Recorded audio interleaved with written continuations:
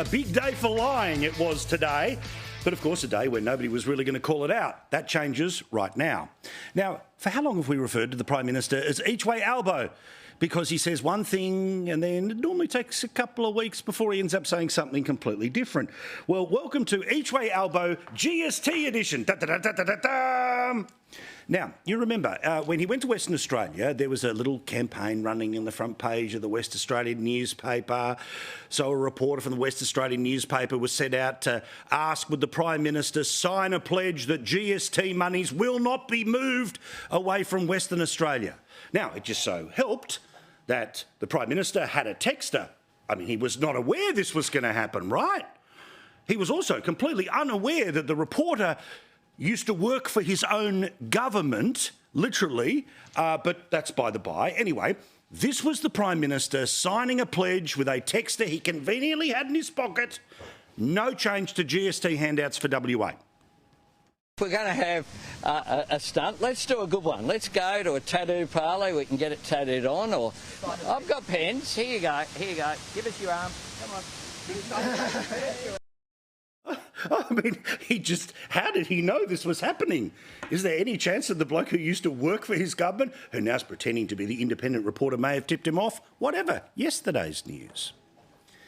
But as you know, the distribution of GST funds is really important because it's the major source of revenue for all state governments. Now, inevitably, when there's one pie and everyone wants more than they had last time, people get annoyed. But when you have a big population like places like, say, Victoria or particularly New South Wales, where you feel you're putting too much in and everyone else is taking too much of the pie that you already have on your plate, well, you blow up. And the latest allocation is more for everyone else, a little bit less for New South Wales and Victoria. So the Labor state premier said this today. If the previous regime was in place, we would have got 94 cents in the dollar.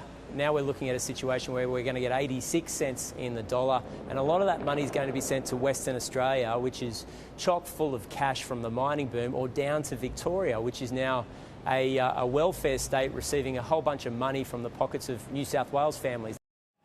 So this is a little odd, Labor versus Labor. But remember, the Prime Minister is the one who can go to Western Australia and sign on somebody's arm what the allocation is going to be. You see, because he's in charge, right? Or this is each way Albo land. So when it's bad news, guess what? I recognise the New South Wales Treasurer is new to his job, but the system has been there for a very long time. We have not changed the system. Every year there is a debate. So you can make a promise in Western Australia, but it's not your decision in New South Wales? Would that be a little bit of each way Albo? We can't say it's a mystery. We told you up front. GST edition. Da, da, da, da, da, da. Now, let us talk about another lie that we need to talk about today, and there's plenty of them around. I'm telling you, it was a great day for liars, a fantastic day for liars. Now, as we know, this government is pretending that they are doing everything they can when it comes to the cost of living, the number one issue of people around the country. To make sure that we do what we can to put that downward pressure on cost of living. And we want to help people with that. Because we know that helping Tasmanians with their cost of living is the number one priority. We help people through these cost of living pressures. So, in the preparation and speculation, and I couldn't possibly rule it in and I couldn't possibly rule it out, game that we're going to play over the next few months about what is or isn't in the federal budget, when you're doing everything you can to deal with the cost of living, you've got a couple of surprises, like, say, giving back people the $1,500 that you took off them last year. Now, the expectation is that this government will either get very close to or probably get another surplus. Thank you very much. Mining in Western Australia. Thank you very much. Mining in Queensland, but shh, don't tell anyone. Apparently, the international export that we think we send around the world is good vibes from electric cars. The actual things we send around, not quite as environmentally friendly, but still, that's what props up our budget. Which is why, as we've talked about before, that we, the citizens, well, we are in a per capita recession. The government, however, well, it gets to just say 0.2%, 0.3% is enough to say we're still growing and we don't end up going into a technical recession. But everything they can do on cost of living, they are planning to do, right? Well, no. Because we learned today that the government has ruled a line under doing anything as significant as giving you $15 a week back of your own money. In fact, the tax cuts are the front and centre of the policy, and that's it. So, all the things they could do, we're pulling every lever we possibly can? Well, apparently not. Struggling households will need to make do with little extra in the May budget after Jim Chalmers declared there would be no cash splash but announced plans for a whole-of-government strategy to supercharge investment and underpin sustainable future growth. Rather than me reading it poorly, here's him saying it himself.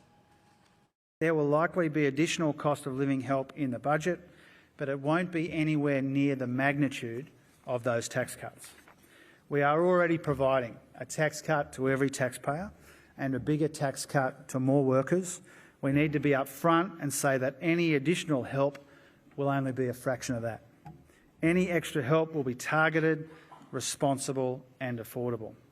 There will not be big cash splashes in the budget. It's as simple as that. But you're doing absolutely everything you can, right?